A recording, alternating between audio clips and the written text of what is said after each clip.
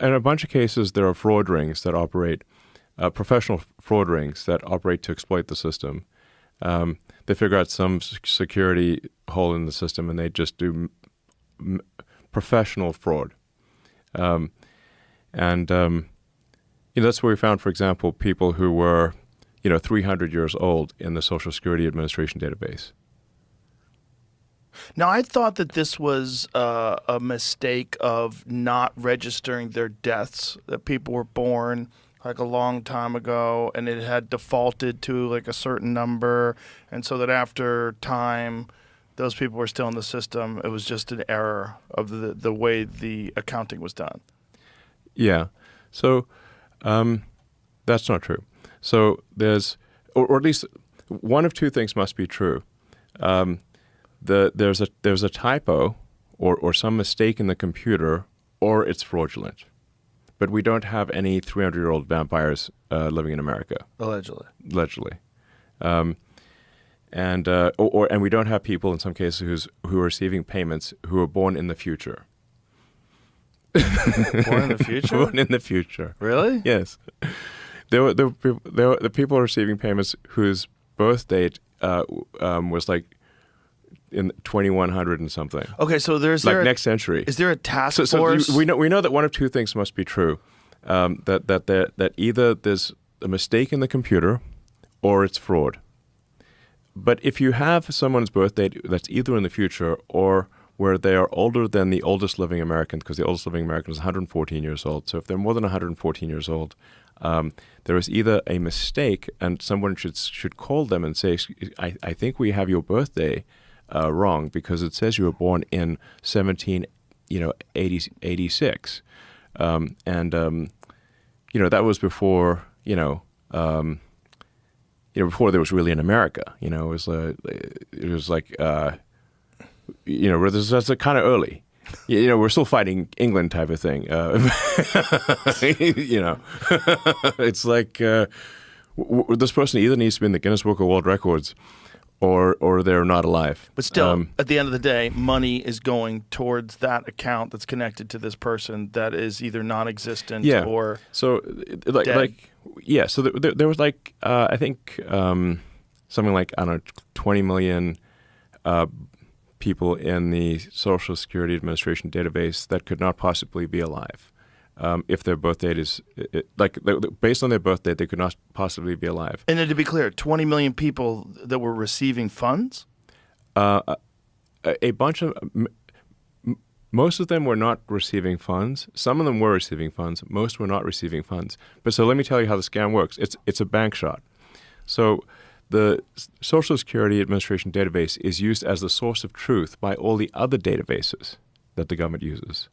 So even if they stop the payments on the Social Security Administration database, like unemployment insurance, small business administration, student loans, all check the Social Security Administration database to say, is this a legitimate alive person? And if the Social Security database will say, yes, this person is still alive, even though they're 200 years old. But forgets to mention that they're 200 years old. It just returns when the computer is queries, it says, yes, this person is alive. And so then they're able to exploit the entire rest of the government ecosystem. So then you get fake student loans, then you get fake unemployment insurance, then you get fake medical payments. And this doesn't have to be tied to an individual where there's an address where you can check on this person. No, if you just did any check at all, you would stop this.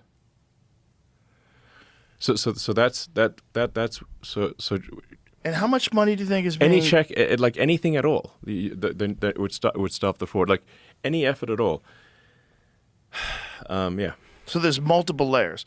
Yes. The Social Security number verifies that this is a real person, right? And then the other systems check up on every other government payment and every other government payment system for everything, for, like I said, small business administration, student loans, Medicaid, Medicare.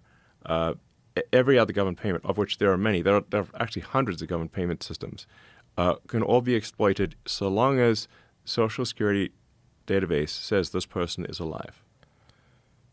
That's the nature of the scam. It's a bank shot. So then the rebuttal from the Dems is like, oh, well, the vast majority of the people who are marked as live in the Social Security Administration weren't receiving Social Security Administration payments. That is true. What they forgot to mention is they're getting fraudulent payments from every other government program.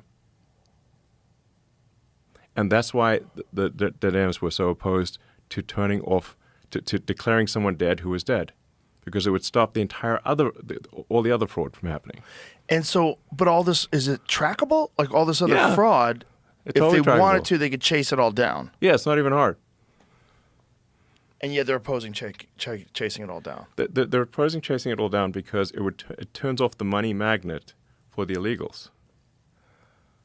Wow. Because it's very logical to like I'm saying the most common sense things possible.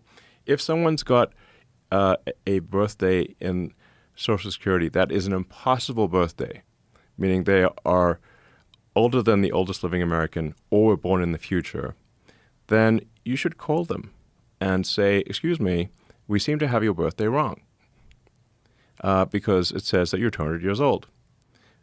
That's all you need to do. And then you would remove them from the Social Security yeah, database and make that number no longer available for all those other government payments. Exactly. Wow. And how much money are we talking? It's hundreds of billions of dollars. And this is all traceable. Like you could hunt all this down. Like you don't need to be Sherlock Holmes here, is what I'm saying. Well, We don't need to call Sherlock Holmes for this one. Is this part We of the? just need to call the person Is this and say, excuse me, we seem to have the like we must have your birthday wrong because it says you're 200 years old or were born in the future. So could you tell us what your birthday is? That's all you need to do. It's that simple. But all these other government payments that are available that are connected to this Social Security number, it seems like if you just chased that all down, Yeah. you would find the widespread fraud. You would find where it's going. Yes, but the root of the problem is the Social Security Right. Administration database because the Social Security number in the United States is used as a de facto national ID number.